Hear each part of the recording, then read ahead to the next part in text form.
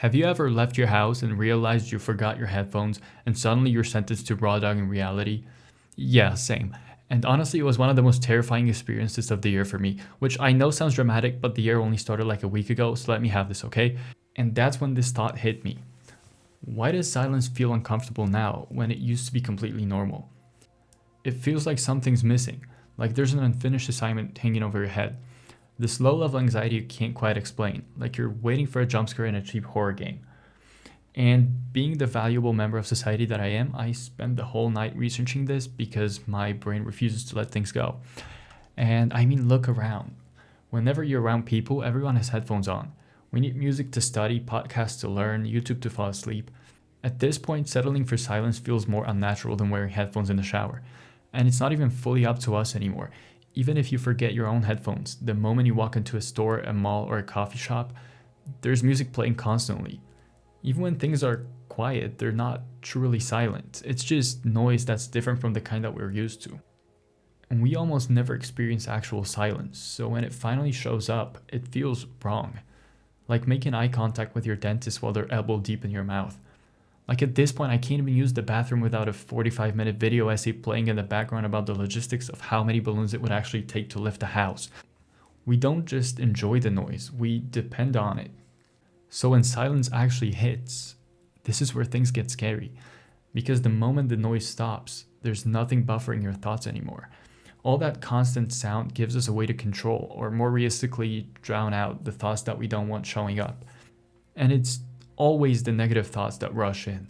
If we give ourselves time to sit in silence, we're kind of forced to reflect, to notice things about ourselves, our lives, or our relationships that might need to change, or at least be acknowledged. Of course, with a full PowerPoint presentation of every embarrassing thing we've ever done since gaining consciousness. But that's besides the point. Silence opens us up to vulnerability. Once we're no longer distracted by constant stimulation, we run into the things that we've been quietly avoiding. And we're scared of that vulnerability, even though it's the thing that actually makes us real. So yeah, silence feels terrifying, but it doesn't hurt us. It just reveals what we've been avoiding. So where does this fear actually come from? The human brain evolved to detect danger. Thousands of years ago, silence wasn't peaceful. It was suspicious. It could mean a predator nearby, an enemy approaching, or something waiting to happen. And even though we don't face those same threats anymore, our brain seems to have skipped an update or two. And that's why silence still makes us uncomfortable. It puts us on edge. It makes us scan for something, anything, to explain the feeling. And that's why we keep checking our phones even when we know there's nothing new there. Why brushing your teeth suddenly requires a full soundtrack. Why doing nothing feels wrong. Another part of this is constant stimulation and dopamine. Our brains get small reward hits from notifications, music, reels, TikToks, all of it. And the more we feed it, the more it expects. So over time, we train our brains to treat constant input as the baseline. So when it suddenly stops, silence doesn't feel neutral. It feels like something's broken, even when nothing actually is. The discomfort isn't a sign that silence is dangerous. It's a sign that our brains have gotten used to never being bored, never being still. And the thing is, when we constantly avoid silence, we don't just avoid discomfort.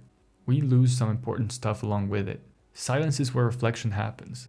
It's where we process things that didn't have time to land while everything was noisy. The thoughts, emotions, conversations we brushed past because we were too busy, too distracted by the noise, or too tired. And when there's always something playing in the background, nothing ever really settles. Feelings don't get processed, they just get postponed. And that's how things pile up. Stress, resentment, confusion, that vague sense that something's off, but you can't quite name it. Not because you're broken, but because you never gave your brain that quiet space it needs to sort things out. Silence is also where creativity lives. Not the loud, productive kind, but the slow, messy kind. The kind where ideas connect in ways you didn't plan because your mind finally has room to wander. And maybe the biggest thing we lose is self-awareness. When every quiet moment gets filled instantly, we stop checking in with ourselves altogether. We stay busy, we stay distracted, but we don't always notice when we're unhappy or why we're unhappy. Avoiding silence doesn't make life easier. It just delays the conversations we eventually have to have with ourselves. And for me, this really clicked the first time I actually forced myself to sit in silence. No music, no podcast, no background noise pretending to be productivity. And I remember sitting there thinking, okay, this is supposed to be calming, right? And instead, my brain immediately went, absolutely not. At first, it was just uncomfortable, and then it was loud. All the thoughts I didn't invite showed up anyway, and it was stuff that I'd been pushing aside because it was easier to just stay distracted and never have to deal with it. And then I realized something kind of annoying. Silence didn't suddenly make me anxious. It just stopped protecting me from the anxiety that was already there. But the longer I stayed with it, the less dramatic it felt. The thoughts didn't spiral forever. They passed. Some stuck around, some didn't. And nothing terrible happened. I'm still alive. I didn't have a breakthrough. I didn't fix my life. I didn't become a calm, enlightened person who wakes up at 5 a.m. and journals. That could never be me. I just noticed that silence wasn't the enemy. Avoiding the silence was.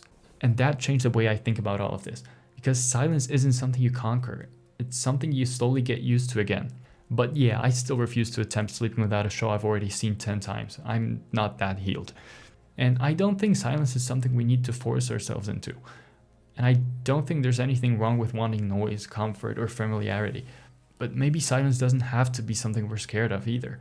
Maybe it's not empty. Maybe it's just unfamiliar because we've spent so long filling every quiet moment the second it appears. And yeah, silence can bring up things we don't want to look at, but it also gives us the chance to actually notice what we're feeling instead of constantly avoiding it. And you don't have to love silence. You don't have to sit in it for hours, but maybe letting it exist once in a while isn't a bad thing. Maybe it's just giving yourself a moment to breathe without anything trying to distract you from yourself. And honestly, that might be enough. Anyway, I'll probably still listen to music everywhere. I'm not a monk, but I'm trying to stop treating silence like a death sentence. Thanks for sitting with me for a bit, and I'll see you soon.